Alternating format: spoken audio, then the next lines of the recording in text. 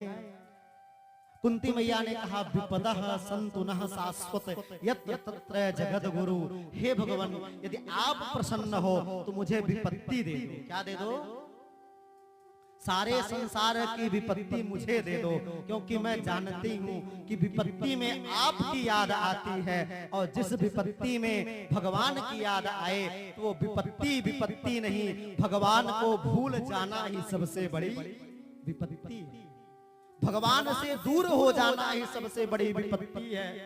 मानो कुंती महारानी कहती हैं कि मैंने तो देखा है जब हमारे पास दुख आता है, जब हमारे पास जो है तो विपत्ति आती है, तब आपकी याद आती है, और जब मैं सुखी हो जाती हूँ, जब मेरे यहाँ युधिष्ठिर को राजा बना दिया जाता है, तब आप छोड़ करके चले जाते हो, इसलिए मुझे विपत्ति दे दो।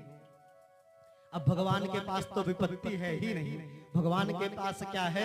आनंद घट घट करे आनंदा, वाको नाम सच्चिदानंदा। भगवान के पास तो आनंद है, अब कुंती मैया को विपत्ति कहां से दें?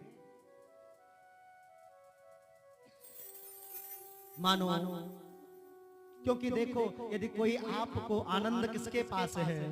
भगवान के पास है। भगवान के पास विपत्ति नहीं, संसार वालों के पास विपत्ति है, दुख है, लेकिन भगवान के पास ना दुख है और ना विपत्ति।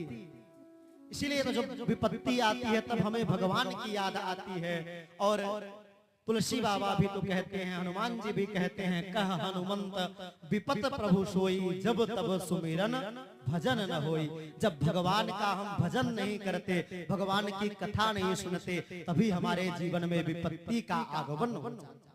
और जो विपत्ति भगवान का याद कराए, भगवान का स्मरण कराए, वो विपत्ति विपत्ति नहीं है, भगवान को भूल जाना ही सबसे बड़ी विपत्ति।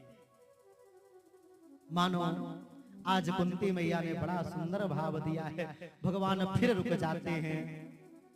इसके बाद की जो कथा है, भीष्म स्तुति की कथा है।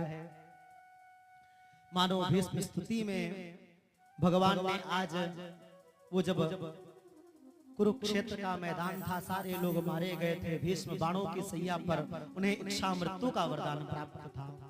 भीष्म जी का वास्तविक नाम था, क्या नाम था आप जानते हैं? भीष्म जी का क्या नाम था जी? भीष्म जी का वास्तविक नाम था देवव्रत। क्या नाम था? देवव्रत नाम था। भीष्म जी का नाम देवव्रत था। भीष्म जी ने ये प्रतिज्ञा लिया था अपने पिता के विवाह के लिए, पिताजी को जो है तो प्रेम